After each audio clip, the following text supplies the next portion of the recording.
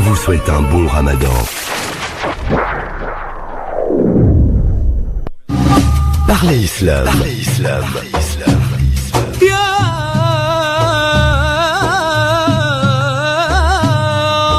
Parlez Islam pour répondre à vos questions, vos interrogations et vos doutes dans la mesure du possible en direct live. Parlez Islam pour mieux le vivre dans notre société.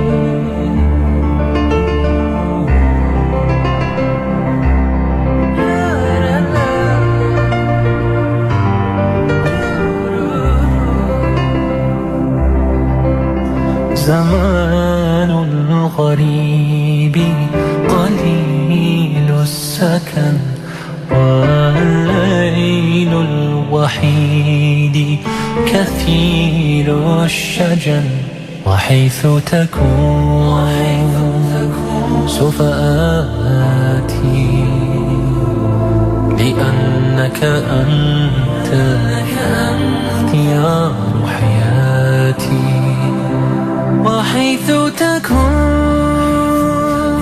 سوف آتي لأنك أنت اختيار حياتي وحيث تريد وجودي يجود فأنت كلامي عند سكاتي يا رجائي شفاه تنير ليالينا كأنك أنت ابتسام الوطن وأنت جمال على بيت شعر يردده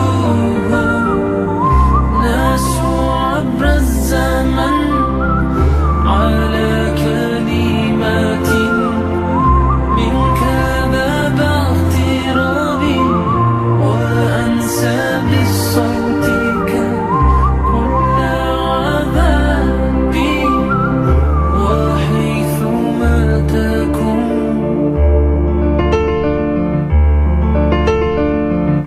France Maghreb 2. France Maghreb 2. Sur 105.FM. Sur 105.FM à Dijon et toute sa région.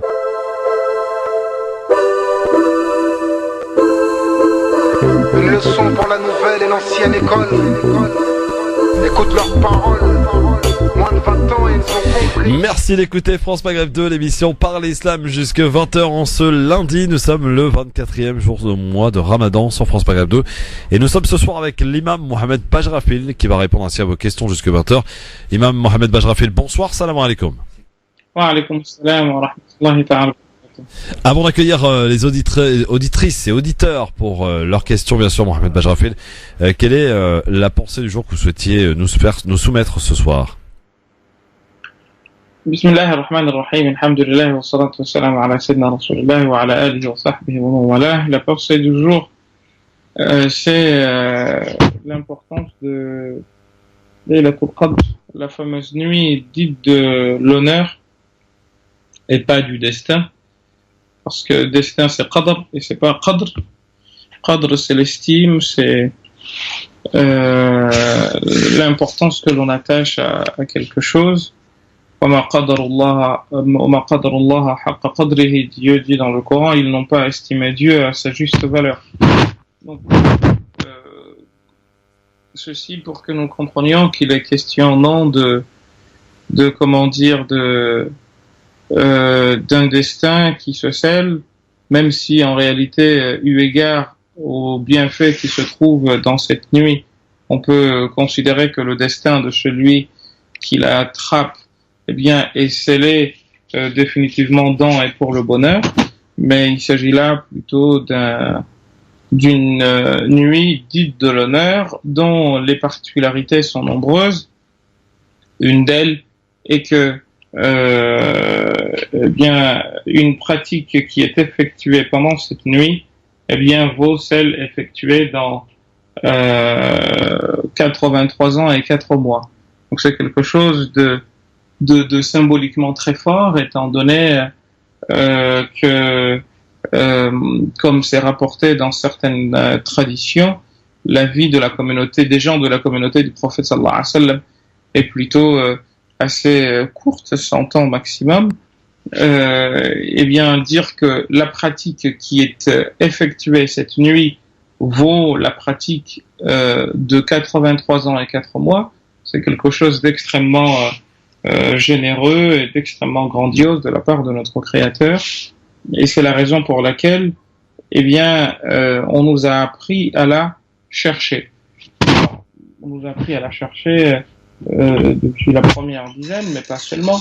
Donc il y a de ce point de vue-là beaucoup de choses à voir et à réaliser, afin justement de comprendre l'utilité et l'importance d'être dans des actes plutôt charitables et plutôt de piété cette nuit durant. Alors on ne sait pas, vous disais-je, quelle nuit c'est. En revanche, quelques traditions nous disent que on la trouve la 27e nuit, même si en réalité la plupart des traditions nous disent que c'est une nuit qui est mubhama, qui est cachée, et qu'on a à la chercher sur l'ensemble du mois de Ramadan. Donc c'est quelque chose de très très important de la part du croyant que d'espérer la voir. Alors je me rappelle que quand on était un peu plus jeune, on nous parlait de choses et autres, des gens qui auraient vu tantôt un cercueil, tantôt je ne sais quoi, et chacun y allait avec sa petite son petit commentaire, sa petite phrase, oui, il y a telle ou telle chose qui se passe.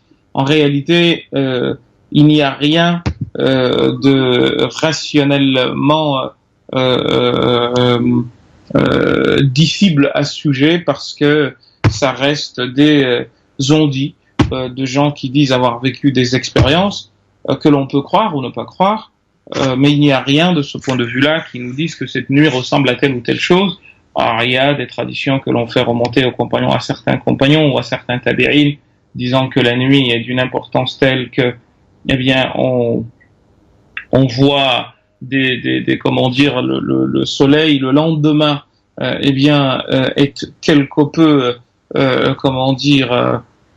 atténué, ou en tout cas son rayonnement est quelque peu atténué, étant donné les anges qui remonteraient au ciel, et parce qu'ils étaient sur terre, et que il n'y a pas un seul endroit où il n'y a pas un ange pour accepter et faire monter les bonnes œuvres que nous accomplissons cette nuit-là.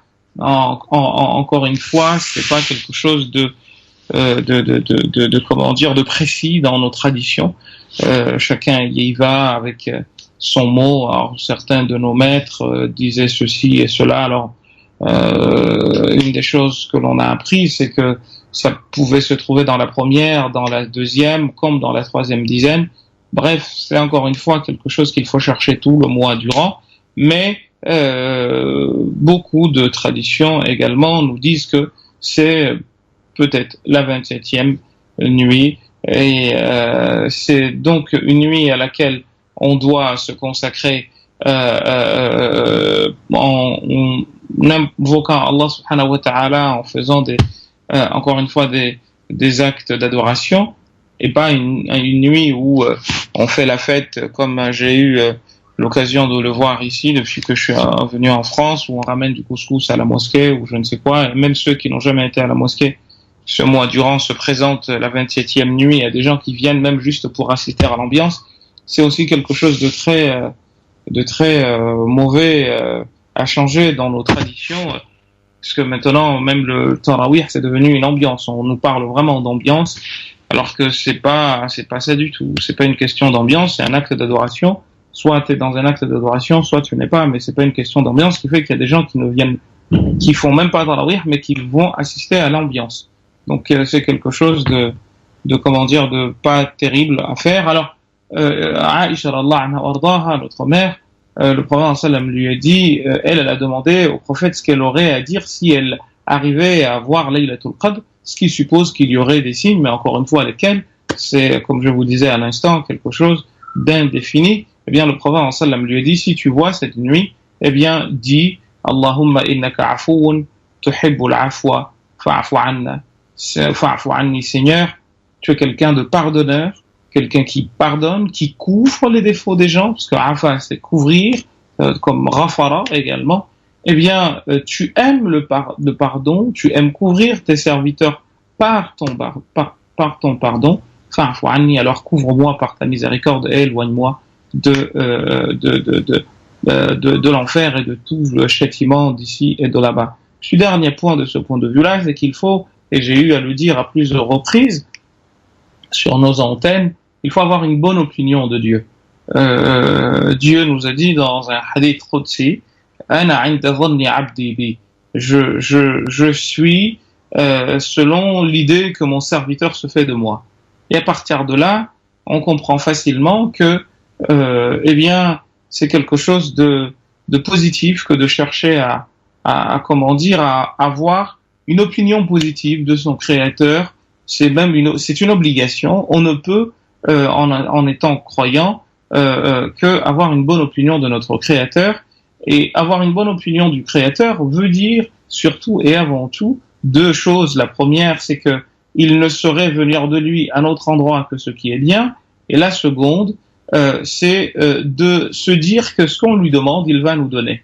إِذَا دَعَوْتُمُ اللَّهَ, si vous invoquez Allah subhanahu wa ta'ala, eh bien, ayez, dit le prophète sallam, la certitude que l'on va exaucer vos vœux. Ud'u Allah wa antum muqinuna bil ijaba. Invoquez Dieu avec la certitude que on va exaucer vos vœux. Le problème, c'est qu'on y va, mais à tâtons. On y va en avançant un pied et en reculant un autre. Et Ibn Ata'illah al-Sakandari, on a vu à le dire ici, il disait dans ses sagesses, la toute première sagesse, que min alamat al-i'timadi ala al-amal nuqsan ar-ruja'i 'inda wujudi az-zalal. Parmi les choses démontrant le fait que nous pensons mériter quelque chose parce que nous faisons, eh bien c'est le fait de perdre espoir lorsqu'un problème se heurte à nous, ou lorsque nous nous heurtons à un problème, estimant encore une fois que nous ne sommes pas dignes de la miséricorde de Dieu, comme si la miséricorde de Dieu nous en étions dignes parce que nous faisons. Alors qu'en réalité, Dieu donne à toutes ses créatures, quel que soit ce qu'elles font, parce qu'elles sont ses créatures, parce que en tant que créature de Dieu, eh bien, toute créature humaine mérite sa miséricorde et bénéficie de sa miséricorde. Voilà, cher Christophe, les deux points que j'avais à dire aujourd'hui. La nuit dite de l'honneur et pas du destin. Et la seconde chose, avoir une bonne opinion de notre Créateur, à savoir qu'il est capable de nous exaucer tous nos vœux et de nous pardonner tous nos péchés. Ayons confiance en lui, car même s'il nous donnait tout ce dont nous avons... Oui. Allô ? On a perdu Chir apparemment Bajrafil sur France Maghreb 2. Dans un instant on va le retrouver bien sûr avec bien sûr la possibilité de lui poser toutes vos questions en direct sur France Maghreb 2. Vous n'hésitez pas, donc vous allez pouvoir nous appeler dans un instant pour poser toutes vos questions au 08 92 23 99 50 au 01 40 33 9000. Dans un instant, l'imam Mohamed Bajrafil juste après la pub. À tout de suite. Merci d'être avec nous en direct sur France Maghreb 2, l'émission Parler Islam avec l'imam Mohamed Bajrafil qui répond à vos questions et ce jusque 20h au 01 40 33 9000 08 92 23 99 50. Deux questions, cher imam. Tout d'abord la première à propos de ce que vous donnez comme information sur la nuit. Alors certains l'appellent la nuit du destin, beaucoup d'ailleurs, pour la plupart l'appellent la nuit du destin. Or vous nous dites vous que elle s'appelle pas ainsi et qu'il y a une erreur de prononciation, c'est ça imam? Non, pas une erreur plutôt une erreur de traduction. C'est le qadr, c'est pas le qadr. Une erreur de quoi? Parce que on a eu un petit bruit là, je sais pas ce qui s'est passé. Donc une erreur de? Une erreur de traduction, pas de prononciation. Parce que qadr, c'est pas qadr. Qadr, c'est la prédestination, c'est le destin. وكان أمر الله قدرا مقدورا. Mais qadr, c'est l'honneur. C'est l'estime que l'on porte pour quelqu'un. Donc c'est la nuit de l'estime et non de l'honneur. Alors on peut dire par ricochet, étant donné ce qui s'y trouve, etc. On peut dire que en effet c'est une nuit qui a un grand destin, une grande destinée. Mais en fait, ce que l'on s'en fait comme idée, c'est pas ça. C'est pas la bonne traduction en tout cas. Très bien. Alors, vos questions 01 40 33 9000, bien sûr, 08 92 23 99 50. Autre question à propos des intérêts que l'on peut avoir sur les différents comptes, vous savez, les placements d'argent. Est-ce que les intérêts, on peut les donner à une personne musulmane dans le besoin ou pas? Ou est-ce que c'est important? Que disent les différentes écoles là-dessus? Deux avis. Un avis qui s'appuie sur le sens premier du verset, qui est de dire Ya ayyuhalladhina amanu ittaqullaha wa dharu ma baqiya min ar-riba. Ô vous qui avez cru, ayez une crainte révérentielle auprès d'Allah et abandonnez ce qui s'est rajouté à ce que vous avez prêté ou à ce que vous avez laissé à quelqu'un.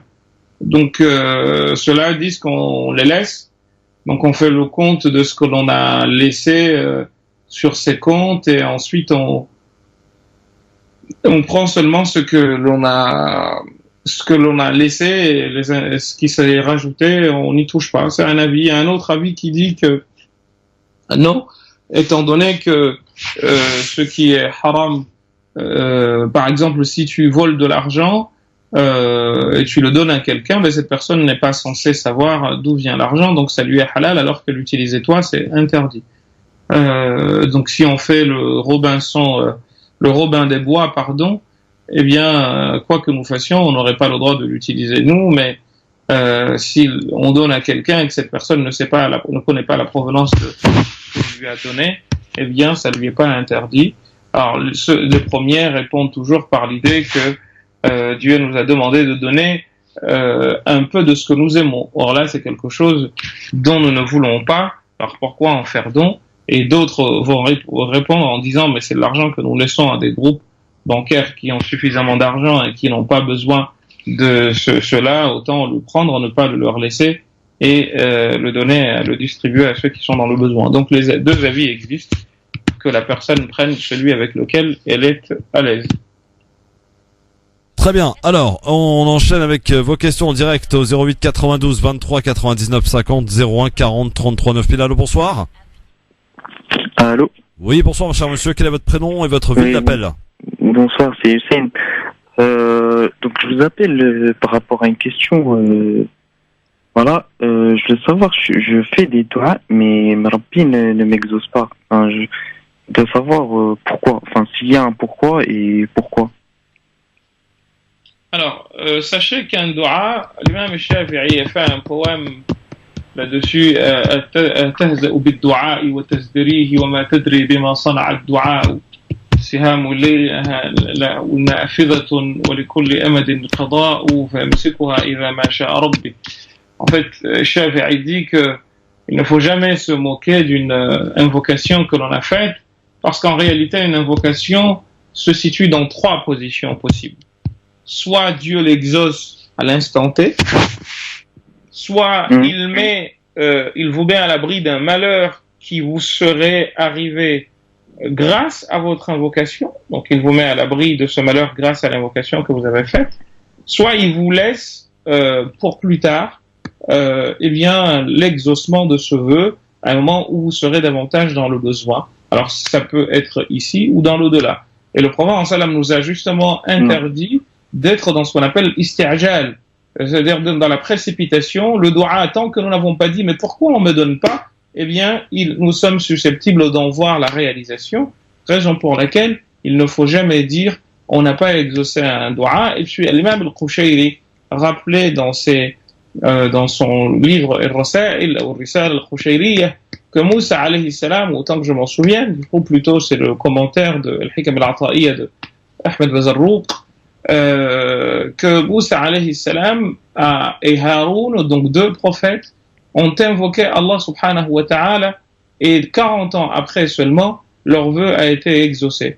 Il ne faut pas oublier que quand nous sommes dans une situation, et je crois que c'est aussi Al-Qushayri qui le dit, quand nous sommes dans une situation d'invocation, nous sommes dans une situation de demande. Or, qui dit demande, dit, situation d'infériorité dans laquelle nous nous trouvons vis-à-vis de la personne à qui nous faisons la demande.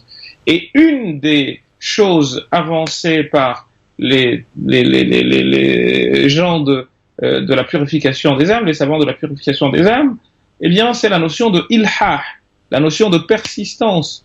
C'est dans le Coran, nous avons par exemple des choses qui sont clairement précises de ce point de vue-là.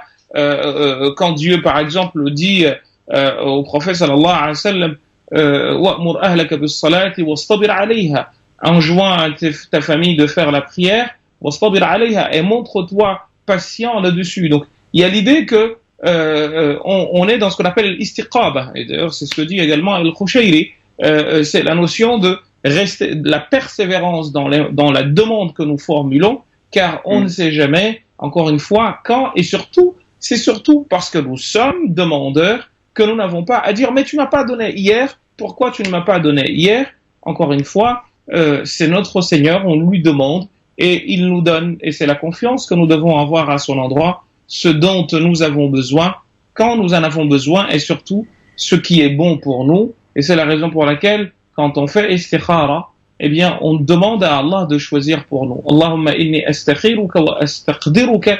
Je te demande de choisir à ma place, je te demande de décider à ma place. Eh bien, si tu vois que dans cette chose dans laquelle je me lance, ou cette chose dans laquelle je me lance est bonne pour ma vie et pour mon au-delà, pour ma religion et ma pratique, eh bien, facilite-la moi. Si en revanche ce n'est pas le cas, eh bien, éloigne-la de moi, éloigne-moi d'elle. Donc, c'est une manière de dire que l'invocation, eh bien, elle doit se situer dans notre esprit, dans l'idée que nous demandons, et qui dit demande, dit ce qu'on appelle en arabe inkisar, tadhallul, c'est que nous nous sentons en situation d'infériorité, de faiblesse, et surtout, nous partons avec l'idée que il peut ou il va exaucer ce dont nous avons besoin, et c'est de cette manière que nous apprenons, eh bien, à rester dans la persévérance. Vous voyez, on nous demande de faire 5 prières par jour, eh bien, c'est dans le but, encore une fois, de nous apprendre que dans l'invocation, nous avons à persévérer. D'accord, je vous remercie. C'est moi qui vous remercie. Merci à vous en tout cas pour votre question, cher ami. Merci beaucoup. À très bientôt, Sarah Tolok. Merci à vous. 01 40 33 9000. 08 92 23 99 50 pour nous appeler pour vos questions à l'imam Mohamed Bajrafil. C'est la dernière pour ce qui concerne pour lui pendant ce mois du Ramadan, cher, bien sûr, mais on aura l'occasion de vous retrouver après le Ramadan, cher Bajrafil quand même. Oui, Inch'Allah. Bon, Oui. très bien. En tout cas, il est avec nous ce soir pour sa dernière du Ramadan au 01 40 33 9000 08 92 23 99 50. Donc, si je comprends bien, la nuit de l'honneur, hein, c'est ça, que certains beaucoup appellent la nuit du destin, se situe dans les nuits impaires des 10 derniers jours. Donc, si je regarde bien, ça peut être très bien ce soir.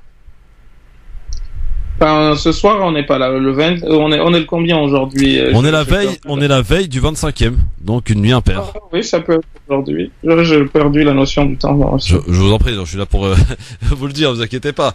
Mais en tout cas, alors pourquoi, Mohamed Bajrafil, est-ce que c'est par tradition que c'est une nuit en particulier qui est choisie, à savoir la veille du 27e jour, que tout le monde se réunit dans les mosquées alors qu'on n'est même pas sûr que ça soit cette nuit-là? Ben, en fait, c'est encore une fois par tradition. C'est ce que je vous disais tout à l'heure, cher Christophe. C'est que c'est des traditions qui sont très ancrées dans nos habitudes. Et puis, une des raisons pour laquelle cette nuit est cachée, c'est que justement, nous devons apprendre à la chercher tout ce mois durant. Et il y a même des traditions, une tradition qui est une tradition apparentée à Abdullah ibn Mas'ud, qui dit que on a à la chercher toute l'année et pas seulement ce jour-ci, cette nuit-ci particulière. Mais bon, qu'est-ce que vous voulez? C'est dans les traditions, et comme je vous disais tout à l'heure, même Tarawih et les prières de la nuit sont devenues de la tradition, et on voit des gens aller dans les mosquées. On parle d'ailleurs de nuit du Ramadan, c'est la nuit où les gens font la fête, etc. Alors que c'est censé être des nuits d'adoration et de proximité avec le Seigneur. Donc c'est dans cet esprit-là. Très bien. Fatima qui nous appelle du 93 souhaite vous poser une question. Bonsoir Fatima, salam alaikum. Bonsoir, salam alaikum. Alors moi j'ai une question à poser à M. Bajrafil. C'est une question un peu profonde mais à laquelle j'ai réfléchi. Comment savoir si on a été pardonné par Dieu? C'est-à-dire qu'on fait des péchés à chaque fois, on demande à être pardonné, mais comment être sûr qu'on est pardonné par Dieu et que c'est effacé? Ah, ça c'est dur ça comme question, non, Cher? Shafi'i a répondu dans un long poème. Il a dit si tu te montres récalcitrant au péché, tu le fais, même si tu fais des péchés, mais tu sens déjà de l'amertume en toi en les faisant. Et tu as peur du châtiment ou des châtiments du jour du jugement. C'est que le pardon de Dieu t'est déjà parvenu. لا تيأسن من لطف ربك في الحشا في بطن أمك مضغة ووليدا لو شاء أن تصلى جهنم خالدا ما كان ألهم قلبك التوحيد. Il dit ne désespère jamais de la bienfaisance d'Allah subhanahu wa ta'ala et de sa miséricorde, car de même qu'il t'a sorti du ventre de ta mère en étant un tissu formé et informé à partir de rien, ou informe à partir de rien du tout, et il a fait de toi ce que tu es devenu, à savoir un enfant puis une personne adulte, eh bien ne perds jamais espoir de sa bienfaisance, du fait qu'il va t'absoudre tous tes péchés. Et il rajoute en disant, s'il voulait que tu restes éternellement en enfer, il ne t'aurait pas appris le mot de la shahada la ilaha illallah Muhammadur Rasulullah.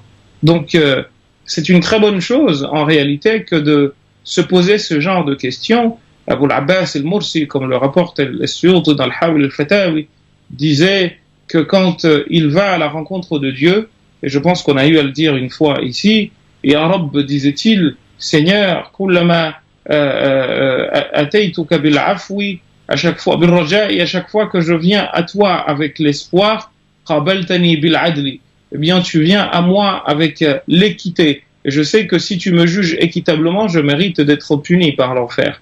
Wa kullama ataytuka bil khawfi, et à chaque fois que je viens à toi avec la peur, eh bien qabaltani bil rahma, tu m'accueilles avec la miséricorde. et ta miséricorde, dit-il, eh bien, elle couvre toute chose. Wa rahmati wasi'at kulla shay, ou rabbana wasi'at kulla shay'in rahma. Ta miséricorde, Seigneur, couvre toute chose. Donc, il faut être dans cette position à la fois de doute et d'espoir, ne jamais être d'un côté comme de l'autre. En réalité, ce doit être la position du croyant. Et puis enfin, vous me rappelez un autre poème d'un monsieur, un grand poète de la langue arabe qui s'appelait de l'Ahd al-Abbas et la période des Abbasides, qui s'appelait Abu Nuwas. Abu Nuwas était quelqu'un qui, ses poèmes sont là pour le témoigner, son œuvre poétique est là pour le témoigner, et c'est adonné à toutes sortes de débauches. Il y a des poèmes à lui intitulés Al-Khumuriyat, des beuveries d'alcool et tout ce que vous pouvez, enfin je vais vous passer les détails de ce qu'il faisait, pédérastie, pédophilie et tout ce que vous voulez. Et à sa mort, avant sa mort, donc il a été emprisonné à plusieurs reprises, etc. À sa mort, ou avant sa mort, il a écrit ce poème dans lequel il dit Ya Rabbi na'azumat dhunubi kathratan. Seigneur, si je me suis permis de dépasser les limites dans les péchés, falaqad alimtu bi anna afwaka a'zamu. C'est parce que j'ai su que ton pardon est sans limite. In kana la yarjuka illa muhsinun. S'il n'avait le droit de s'adresser à toi que le bon, fabiman yaluz wa yastajiru al-mujrimu. Eh bien, auprès de qui celui qui commet des péchés va-t-il trouver refuge? Ad'uka rabbi kama amarta tadarru'an. Je t'invoque, ô toi Seigneur, comme tu me l'as recommandé, avec comment dire, en me faisant petit et en étant conscient de ce que j'ai fait. Fa idha radadta yadi faman dha yarhamu. Si tu repousses ma main, qui est-ce qui aura pitié de moi? Ma li ilayka wasilatun illa ar-raja. Je n'ai pas d'autre moyen à ton endroit que l'espoir. Wa jamilu afwika thumma anni muslimu, à part l'espoir et la beauté de ton pardon, et puis bien entendu le fait que je sois croyant. Donc on voit que, encore une fois, cette notion de pardon d'Allah subhanahu wa ta'ala, nous devons la sentir parce qu'il nous l'a promise, et être dans une position de ni être trop dans l'espoir que Dieu nous pardonne tout parce qu'il va nous juger, ni être non plus dans la perte totale de confiance en Dieu en se disant que nous sommes voués à être brûlés par l'enfer. Et je m'arrêterai sur un hadith qui va peut-être vous rassurer et nous rassurer tous, ou en tout cas nous donner de l'espoir. C'est le hadith qui nous est rapporté d'une personne. Le prophète sallam nous dit qu'une personne arrivera le jour du jugement, sera jugée, et ensuite on demandera aux anges de la conduire en enfer. Sur la route, il va se mettre à tourner à gauche et à droite.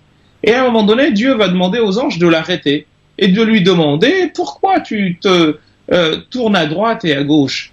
Et Dieu va lui demander, est-ce parce qu'il y a quelque chose que tu as fait, dont tu méritais d'être récompensé et que tu n'as et que ça n'a pas été le cas? La personne dira non. Et on lui demandera de savoir, on cherchera à savoir s'il y a une chose qu'elle a faite, cette personne, en mal, et qui n'aurait pas été comptabilisée, ou plutôt quelque chose qu'elle a fait et qui lui a été comptabilisé de manière injuste. Et la personne dira non. Et Dieu lui demandera pourquoi alors tu tournes la tête comme ça. Et vous savez, sa réponse sera quoi? Elle dira à la personne, je ne pensais pas ça de toi. Dieu lui demandera, comment ça tu ne pensais pas ça de moi? Il dira, je ne pensais pas, ou elle dira à la personne, je ne pensais pas de toi que tu m'enverrais en enfer. Et Allah sera tellement touché par les propos de ce monsieur qu'il dira aux anges de le faire entrer au paradis. Voilà pour votre question, votre réponse, votre longue réponse de Mohamed Bajrafil, très détaillée. Merci beaucoup. Bonne soirée. Merci à vous. À bientôt, au revoir. 08 92 23 99 57. Petite question qui m'a été soufflée avant d'accueillir Ayat, qu'on va bien sûr accueillir. Peut-être que vous allez pouvoir répondre rapidement. Pourquoi il n'y a qu'un verset, en l'occurrence le Fatiha, je crois, qui commence par Bismillah ar-Rahman ar-Rahim, alors que les autres, ça n'y est pas, alors que l'on le dit? Comment ça? Alors, tous les chapitres du Coran disposent de Bismillah ar-Rahman ar-Rahim. Alors c'est un long débat en fiqh, à part Surat al-Tawbah, Après le chapitre est Tawbah. Autrement, tous les autres versets, tous les autres chapitres du Coran commencent par Bismillahir-Rahmanir-Rahim. Alors, il y a un long débat là-dessus. Est-ce que c'est un verset de ces chapitres ou pas? Et l'unanimité des théologiens est que Bismillahir-Rahmanir-Rahim n'est le verset de quelque chapitre que ce soit, à part Surat al-Naml, la fourmi, parce qu'on y trouve l'adresse de Sulayman, alayhi salam, ou plutôt la lettre de Sulayman à Balqis, Innahu min Sulayman wa innahu bismillahir rahmanir rahim. Cela vient de Sulayman et le courrier de Sulayman commence par Bismillahir rahmanir rahim. Et les Shafi'ites, eux, disent que non, Bismillahir rahmanir rahim, c'est un des versets de la Fatiha. Et pour eux, si on lit la Fatiha sans Bismillahir rahmanir rahim, la prière, par exemple, n'est pas acceptée. Mais ça, c'est un long débat vieux comme le monde, qui est vieux aujourd'hui de plus de 14 siècles. Donc on dit tous les versets commencent par Bismillahir Rahmanir Rahim. Tous les chapitres du Coran, pas tous les versets. Tous les chapitres. À l'exception de Surat al-Tawbah. D'accord. Ayat est avec nous. Bonsoir Ayat. Oui, bonsoir, salam alaikum à tout le monde. J'espère que vous allez bien. Barakallahu fik. Très bien, vous-même? Oui, alhamdulillah, avec cette chaleur, mais alhamdulillah, Allah il nous facilite. Allah yusallimak. Ben c'est ce que veut dire Ramadan. Hein. En fait, Ramadan, ça vient de l'arabe Ramda, qui veut dire une chaleur qui fait fondre les pierres. Et au fond, ce nom a été, qui est le seul nom dont le seul mois dont le nom est gardé par le Coran, les autres est cité dans le Coran, les autres n'ont pas été cités. Eh bien, certains ont dit qu'on l'a appelé Ramadan, ce mois, parce que c'est le mois dans lequel la miséricorde de Dieu fait fondre les péchés, exactement comme la chaleur fait fondre les pierres. Quelle est votre question, Ayat? Oui, donc voilà, je viens d'apprendre que ma sœur, elle s'est réveillée dans la nuit dernière, je me souviens pas, dans ce week-end, avec le henna dans ses mains. Et donc, qu'est-ce que ça veut dire? C'est-à-dire? Ben, en fait, elle s'est réveillée, ça sortait le henna et elle avait du orange sur ses mains. Et c'était le henna. Ah, ça, je ne sais pas ce que ça peut vouloir dire, ma sœur. Je ne suis pas spécialiste de l'interprétation des rêves. Et non, mais oui, est-ce que c'est quelque chose? On a souvent entendu c'est le mal ou est-ce que c'est ça? Je sais pas. Non, ça, celui qui vous dit ça, c'est quelqu'un qui ment parce qu'on ne peut pas savoir ce que ça peut être. Je ne dispose d'aucune science dans le domaine et l'imam Malik justement disait aux gens de ne pas se lancer dans cela en disant que on n'a pas à se lancer dans la prophétie parce que c'est quelque chose qui relève de la prophétie et moi je n'en sais rien du tout. Alors s'il y a des gens qui sont spécialistes dedans, c'est pas mon cas et j'ai l'honnêteté de vous le dire. Oui, oui, tout à fait, d'accord. Voilà Ayat, merci beaucoup en tout cas. Attendez, j'ai une autre question s'il vous plaît. Allez-y, je vous en prie, allez-y. Voilà, en fait, pour Zakat al-Fitr, là, on arrive à la fin du mois. Moi, je suis à découvert. Est-ce que je peux quand même sortir de l'argent? Zakat al-Fitr, si vous en avez, oui. En fait, mais si j'ai pas et j'ai envie de sortir, en sachant que ça va, voilà, le découvert, ça va être repris sur la prochaine paye. Est-ce que c'est compté comme Zakat al-Fitr si je le prends? Est-ce que vous avez eu suffisamment à manger tout ce mois durant? Comment, pardon? Est-ce que vous avez eu suffisamment à manger tout ce mois durant? Alhamdulillah, ouais. Bah, khalas, donc vous avez Zakat al-Fitr à donner, madame. C'est pas grand chose non plus, c'est pas ce qui va creuser votre découverte, c'est 5 heures. Non, justement, je vous demande, est-ce que ça va être pris en compte? Je vous ai pas dit que ça me dérangeait. Est-ce que c'est pas grave, quoi, si on le prenait sur le découvert? Ben, est-ce que vous avez d'autres solutions? Si vous n'avez pas d'autres solutions? Non, justement, et au contraire, ça m'inquiète parce que j'aimerais bien le faire, mais niveau religieusement, je me posais la question, est-ce que c'est, voilà, c'est compté? Mais vous pouvez, si vous avez du riz, donner du riz à quelqu'un qui veut bien vous le prendre. D'accord, voilà, c'est bon. Ok. Voilà Ayat, merci beaucoup. Merci beaucoup, Barakallah, merci beaucoup. Si quelqu'un a encore une petite question rapidos, oui, on va la prendre dans un instant. Juste sur un petit brin d'humour, Mohamed Bajrafil. Vous savez que 51 départements en France sont en alerte orange canicule, dont la région parisienne, dont nous sommes. Il n'y a pas une petite fatwa pour en raison de canicule pour le Ramadan, cher? Alors, et attention, parce qu'on passe pour ceux qui font des fatwas pour à chaque fois donner aux gens des largesses, même si en réalité c'est la mission de tout savant. Comme le disait Thawri, innama al-ilmu al-rukhas. La science c'est de trouver des dérogations aux gens. Amma at-tashaddud fa yuhsinuhu al-jami', mais la dureté tout le monde peut le faire, peut la réaliser. Oui, bien sûr. Et le prophète sallallahu alayhi wa sallam disait aux compagnons, bashiru wa la tunaffiru, yassiru wa la tu'assiru. Facilitez, soyez des gens qui font des bonnes annonces et pas des gens qui en font des mauvaises. Faites faciliter la vie aux gens et ne l'alourdissez pas, parce que j'ai été envoyé par comment dire, une religion pardonneuse. Donc alors ce qu'on peut peut-être dire aux gens, Mohamed Bajrafi, ça je pense que c'est un conseil bien utile, c'est de beaucoup boire la nuit durant ces périodes de grosse chaleur. Bien sûr, et surtout attendre le dernier moment pour prendre le suhour, c'est-à-dire le prophète sallam a dit la tazal ummati ala khairin, ma communauté n'aura de cesse d'être dans le bien, ma ajjalu al-futura wa akharu as-suhura ou as-sahur, aussi longtemps qu'ils précipiteront la rupture du jeûne, c'est-à-dire qu'aussitôt l'heure du jeûne arrivait, aussitôt la nuit tombée, ils rompent, wa akharu as-sahura, et ont retardé le plus possible le medianoche, le repas de veille du jeûne. Donc attendre vraiment le dernier quart d'heure ou les dernières 10 minutes et boire suffisamment, manger tranquillement et être en forme, parce que le but, encore une fois, c'est pas d'être complètement gaif comme disent les jeunes dans la journée. Le but, c'est certes de sentir qu'on a faim ou soif, mais pas au point de mourir, et que tout le monde le sache. Si on a soif au point de voir qu'en ne buvant pas on meurt, il faut obligatoirement rompre le jeûne. Ça, il y a pas de... Ouais, on va accueillir la dernière question. J'espère qu'elle va être rapide. C'est signé Nadia qui nous appelle de Seine-Saint-Denis. Bonsoir Nadia, salam alaikum. Bonsoir, salam alaikum professeur. J'aimerais moi une petite question, Une petite question, c'est que j'emménage dans quelques jours et j'aimerais savoir quelles sont les choses à faire pour l'entrée de... Parce que j'ai tellement entendu dire faut mettre ceci, faut faire ceci, faut égorger ceci, Donc j'aimerais savoir bien sûr les choses... Quand on entre dans une nouvelle maison, c'est ça, un nouvel appartement? Voilà, quand je rentre dans une nouvelle maison, quelles sont les choses à faire et surtout à éviter? Alors, en 1 minute, cher, parce que le temps, passe vite.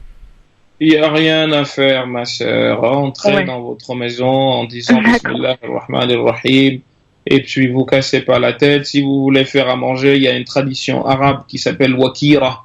On fait à manger pour remercier Allah subhanahu wa ta'ala, Dieu, pour nous avoir donné cette demeure.